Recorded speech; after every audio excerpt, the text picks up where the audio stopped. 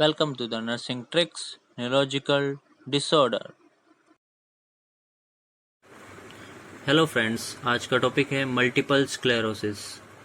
इसकी डेफिनेशन देखेंगे हम। It is a chronic progressive degenerative disorder of central nervous system in which demyelination of nerve fibres of brain and spinal cord.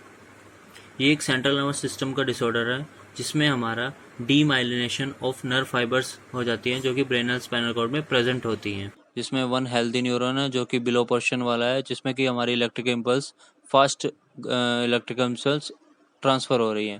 Then second is अपर वास, जिसमें हमारी slow हो रही है, जिसकी वजह से मस्कुलर एक्टिविटी भी हमारी स्लो हो जाएगी। देन हमारा इंसिडेंस रेट मोस्टली अफेक्टेड होता है वुमेन्स में under the age between 15 to 50 years. Then हमारा न्यूरॉन्स के डायग्राम में चलते हैं।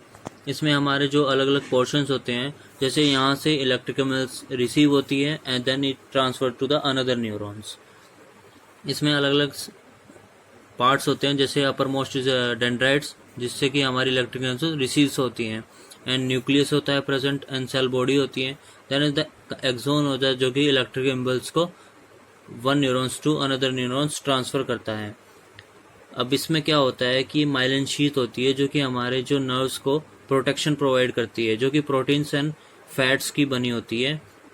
अब इसमें क्या होता है, जो ये माइलिन शीथ होती है वो इलेक्ट्रिकल इम्पल्स में हेल्प करती है one neurons to another neurons में क्विकली ट्रांसफर्स के लिए। तो हम इसके फंक्शंस पढ़ेंगे माइलिन शीथ के। माइलिन शीथ के टू फंक्शंस होते हैं, protection the nerve from another electric impulse.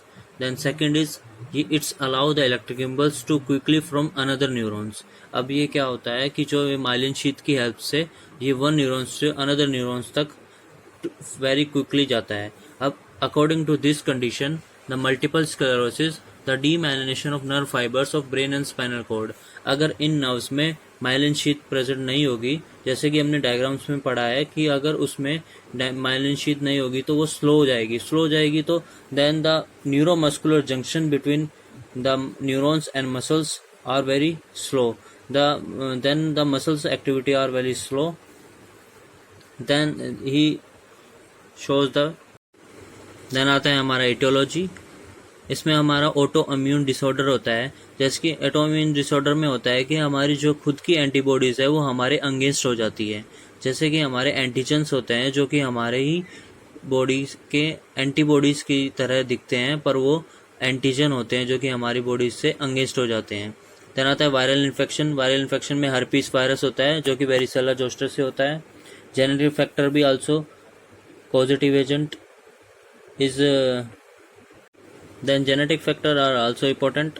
Then precipitative factor में हमारे कोई भी इन्फेक्शन हो सकता है, फिजिकल इंजरी हो सकती है ब्रेन की, देन इमोशनल स्ट्रेस हो सकता है, एक्सेसिव फटिग और प्रेगनेंसी भी हो सकती है। देन हम इसके बाद चलते हैं पैथोफिजियोलॉजी में। देन हमारा आता है पैथोफिजियोलॉजी। इसमें फर्स्ट ऑफ ऑल हमारा है ड्यू टू इन्फेक्शन ट्रिगर। कोई भी इन्फेक्शन होता है या ऑटोइम्यून डिसऑर्डर, मतलब हमारे एंटीबॉडीज हमारे अगेंस्ट हो जाती है, तो हमारी जो बॉडीज है ऑटो रिएक्टिव शो करती है, जिसमें टी लिम्फोसाइट्स, अगर कोई भी एंटीजन हमारी बॉडी में एंटर करता है तो हमारी बॉडी उसके अगेंस्ट में एंटीबॉडीज रिलीज करती है, जो कि WBC, जो कि टी लिम्फोसाइट्स रिएक्टिव हो चुके हैं हमारी बॉडी में। Then activated T cells migrate to the central nervous system through systemic circulation. ये ब्लड के थ्रू सेंट्रल नर्वस सिस्टम में एंटर कर लेता है। देन उसके बाद ये ब्लड ब्रेन बैरियर को क्रॉस कर लेता है। देन हमारा एंटीजन एंटीबॉडी रिएक्शन होती है। अगर कहीं भी एंटीजन होता है तो उसके अगेंस्ट एंटीबॉडी होती है, तो उसके बीच में रिएक्शन होती है। उसके बाद से जो इन्फ्लेमेटरी रिस्पॉन्स होता है, इन्फ्लेमेटरी रिस्पॉन्स से जो माइलिन रिएक्टिव होता है, TH1/17 सेल्स होते हैं जो कि हमारे इन्फ्लेमेटरी रिस्पॉन्स के टाइम में रिलीज होते हैं। देन वो क्या करते हैं, डैमेज ऑफ माइलिन शीथ। उसमें क्या होता है कि माइलिन शीथ हमारी डैमेज हो जाती है और स्कार फॉर्मेशन हो जाता है। स्कार फॉर्मेशन होने से मल्टीपल स्क्लेरोसिस कोज होता है। अब मल्टीपल स्क्लेरोसिस हमारा इसमें कोज हो चुका है। अब इसमें क्या क्या सिम्टम्स होंगे। देन क्लिनिकल सिम्टम्स में हमारा अलग अलग होता है, जैसे मोटर फंक्शंस, हमारा जो मस्कुलर एक्टिविटी है वो भी कम हो जाएगी। जैसे हमारे न्यूरॉन्स में इलेक्ट्रिकल इम्पल्स कम जाएंगी तो हमारी जो मसल्स एक्टिविटी है वो भी कम हो जाएगी। जैसे फटीग, मतलब हमारी मसल्स ज़्यादा मूवमेंट नहीं कर पाएगी तो उसमें फटीगनेस आ जाएगी, वीक हो जाएंगी। देन पैरालिसिस भी हो सकता है, जो कि डिसेंडेंट पैरालिसिस, मतलब हमारे जो लोअर पोर्शंस में है वो ज़्यादा अफेक्टेड होता है। Then loss of vision, diplopia and ptosis, ये early sign of multiple sclerosis है। देन आता है डिस्फेजिया, डिस्फेजिया होता है डिफिकल्टी इन स्पीच।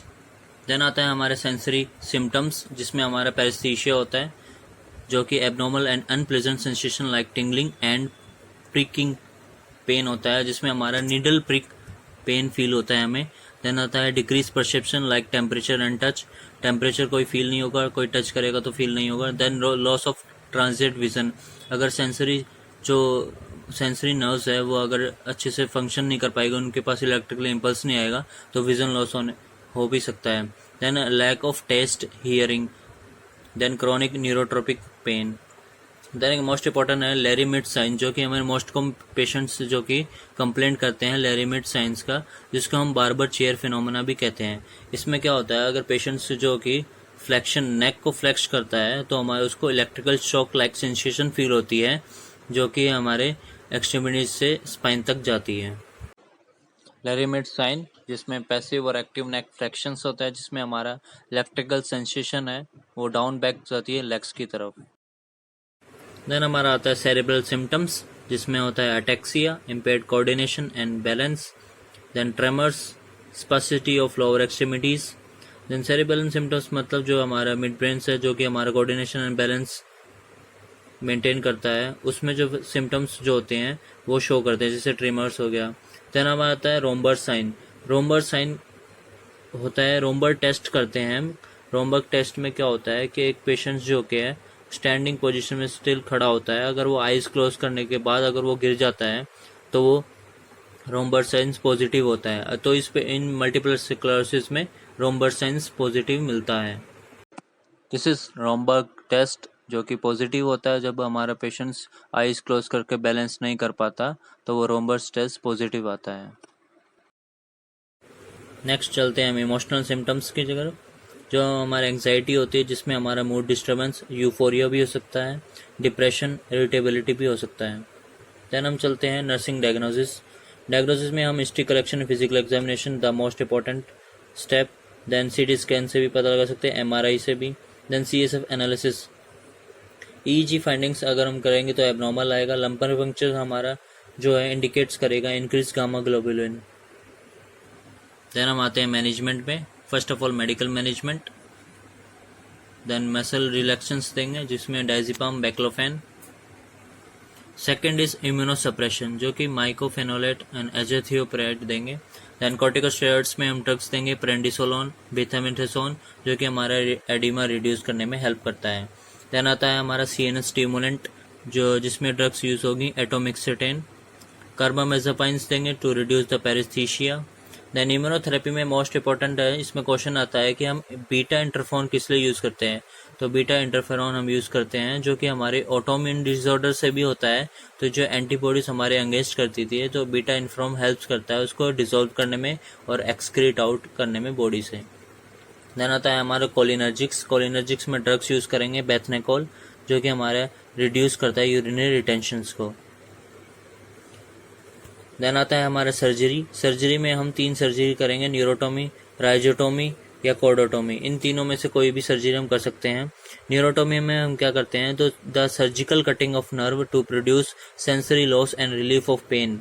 तो जो सेंसरी जो नर्व होती है वो अफेक्टेड होती है, उसको हम सर्जिकल कटिंग कर देंगे, जिससे हमारा पेन में रिलीफ होगा। देन है राइजोटोमी, राइजोटोमी में क्या है, सर्जिकल प्रोसीजर है जिसमें रूट्स होती है स्पाइनल कॉर्ड की, जो नर्व्स रूट्स होती है उसको हम कट कर देते हैं, जो हमारे क्रोनिक बैक पेन को रिलीफ करती है, मसल स्पाज्म को। देन आता है हमारा कॉर्डोटोमी, कॉर्डोटोमी में क्या करते हैं हम, तो कटिंग कर देते हैं नर्व्स की स्पाइनल कॉर्ड की, जो स्पाइनल कॉर्ड्स की नर्व्स होती है उनको हम कट कर देते हैं, जिससे हमारे पेन को रिलीफ मिलता है। देन हमारा आता है nursing management. Priority nursing management is protect the patient from injury, then provide safety measures, place on eye patch on the eye on diplopia, मतलब जो हमारा विजन्स में जो डिस्टर्बेंस आ जाती है, जैसे डिप्लोपिया हो गया, डबल विजन जिसको कहते हैं, उसमें हमारा आई पैच प्रोवाइड करेंगे पेशेंट्स को। Then monitor the patient develop from complications, हम उसमें देखेंगे कोई कॉम्प्लिकेशन अगर आ गई है तो उसको ऑब्जर्व करेंगे, मॉनिटर करेंगे एंड फर्दर मैनेजमेंट करेंगे, जैसे आरटीआई, रेस्पिरेटरी ट्रैक्ट इन्फेक्शन भी आ सकता है। मस्कुलर जो एक्टिविटीज़ है वो कम होने की वजह से उसको जो रेस्पिरेटरी एरिया है वो ब्लॉक हो सकता है, यूरिनरी ट्रैक्ट इन्फेक्शन आ सकता है, रीनल कैलकुलस, अगर मस्कुलर एक्टिविटी कम हो जाएगी तो उसका जो कैलकुलस हमारा कैल्शियम है वो हमारा डिपोजिट हो जाएगा और रीनल कैलकुला कोज करेगा। प्रेशर अल्सर्स भी हो सकता है, long time duration patient bed पे रहता है तो उसकी वजह से ब्लड शॉट्स भी हो सकते हैं। दैन न्यूट्रिशन थेरेपी में मेगा विटामिन थेरेपी देंगे जिसमें विटामिन B12, विटामिन C और मोस्ट इंपॉर्टेंट। डाइट में हम low diet gluten free food and raw vegetables with high protein. Educate करेंगे पेशेंट्स को, सेफ्टी प्रिकॉशंस ले, सेंसरी इम्पेयरमेंट जैसे हमारा बाथिंग टाइम में जो टेम्परेचर है बाथिंग वाटर का वो चेक करें, avoid heating pad. Then promote regular elimination by bladder and bowel training बहुत ज़रूरी है। Then initial physical and speech therapy, instruct client to avoid fatigue, stress and infection, over heating and chilling, ज़्यादा stress नहीं लेना है। Instruct the increase fluid intake, ज़्यादा से ज़्यादा फ्लूड इनटेक देंगे एंड बैलेंस डाइट खाने को बोलेंगे जिसमें हमारा low fat, roughage, fat of high in potassium, उसको इनक्रेज इंडिपेंडेंस देंगे। इसमें हमें क्या करना है, पेशेंट्स को low fat, high protein and high potassium diet देंगे जिसमें हमें इनटेक जो कि लिक्विड इनटेक ज़्यादा करना है। Thanks for watching.